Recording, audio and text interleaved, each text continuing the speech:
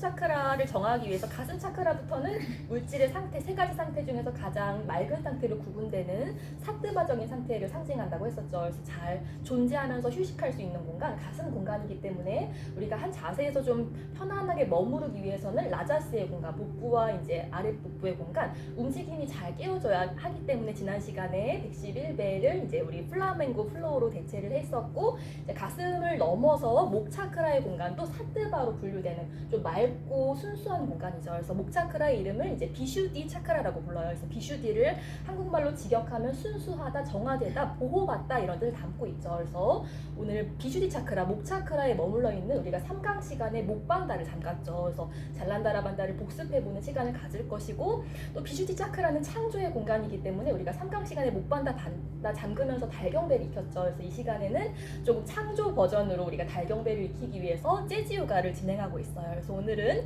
이 목 차크라 보호가 필요한 공간이기 때문에 우리 시크릿 스팟이라는 가사가 나오는 비스타라는 곡에 맞춰서 오늘은 재즈 요가를 한번 진행해 볼 거예요. 그래서 가슴 공간이 바람과도 같은 에너지가 머물러서 우리가 잘 바람 같은 에너지를 느낌으로써 가슴 공간에서 잘 쉴 수 있었다면, 목 차크라는 물질 중에서 가장 순수한 물질로 분류되는 공 에테르와 아카샤의 에너지가 머무르는 공간이 바로 목 차크라라고 해요. 그래서 이 에테르와 아카샤를 느낄 수 있는 가장 좋은 호흡법이 바로 쿤박이었죠. 그래서 목 차크라가 잘 활성되면 삶 안에서 그런 공해 상태, 요가에서는 이제 공해 상태를 수냐타라고 부르거든요. 그 텅 빔의 순간, 좀 정지함으로써 힐링할 수 있는 순간, 휴식할 수 있는 순간을 좀 더 만끽하게 된다고 해요. 그래서 오늘 쿤박 수업, 쿤박 수련도 해볼 거예요. 숨과 숨 사이에 잠시 정지해보는 연습도 한번 해볼 거예요. 그래서 가슴 차크라는 촉각과 그 에너지가 연결되어 있어서 내 몸을 통해 그런 흐르는 촉각이 나를 조금 불편함으로 인도하는 촉각인지 혹은 나를 조금 편안함으로 이끄는 촉각인지를 잘 분별할 수 있다면, 이 목 차크라는 청각과 그 연결감이 있다고 해요. 그래서 청각을 재감시켜주는 대표적인 호흡법이 바로 브라마리 꿀벌 호흡이죠. 그래서 가슴 차크라를 좀, 목 차크라를 좀 진정시켜준다는 브라마리 꿀벌 호흡도 해볼 것이고, 우리가 이 시간에 목 차크라를, 목반다를 잠가주는 대표적인 자세들이 있었어요. 피니싱 시퀀스를 통해서 잘난다라반다, 목반다도 한번 잠가볼 거예요. 그리고 호흡 중에서는 카파도샤를 진정시켜주는 대표적인 호흡법, 목반다를 자연스럽게 잠가주는 호흡법이 있었죠. 사자의 숨.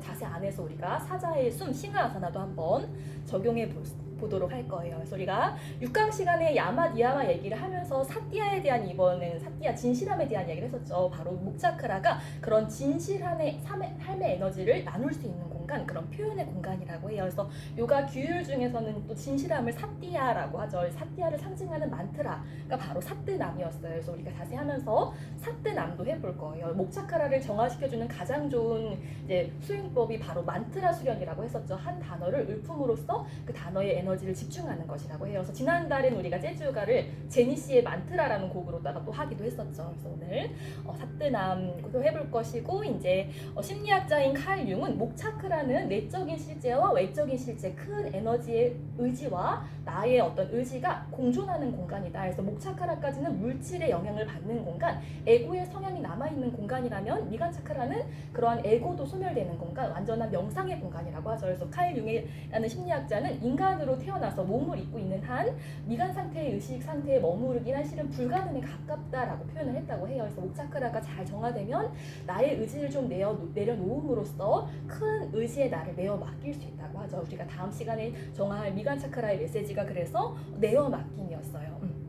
그래서 저희가 이번 책에서 읽는 이번 책도 이제 카르마와 환생에 대한 이야기를 하죠. 바로 목 차크라가 카르마, 인과의 공간이기도 해요. 물질의 영향을 받는 공간이기 때문에. 그래서 우리가 목 차크라 정할 때 달경배는 재즈 요가로 풀고, 태양경배는 홍연이라는 곡으로도 많이 풀었고, 말하는 대로라는 곡으로도 많이 풀었거든요. 어떤 인연의 영향을 받는 공간, 카르마의 영향을 받는 공간, 말하는 대로 삶이 펼쳐진다는 것을 신뢰할 수 있는 공간에서 이 카르마와 환생에서도 그런 얘기를 나누고 있어요. 에고가 남아있는 한, 욕망이 남아있는 한 이러한 환생, 삶은 계속해서 윤회된다, 삼사라된다. 그렇지만 나의 이러한 에고와 욕망을 좀 볼 수 있을 때, 보는 자와 연결지어준 대표적인 만트라가 바로 옴이었죠. 이 옴의 상태에 있을 수 있을 때 더 이상 윤회와 환생, 삼사라를 거듭하지 않고 좀 더 자유로운 상태로 머무를 수 있다라는 이야기를 하고 있어요. 그래서 우리가 이제 3장에서는 이 카르마로부터, 1장에서는 카르마가 무엇인지에 대한 이야기를 했었죠. 그래서 3장에서는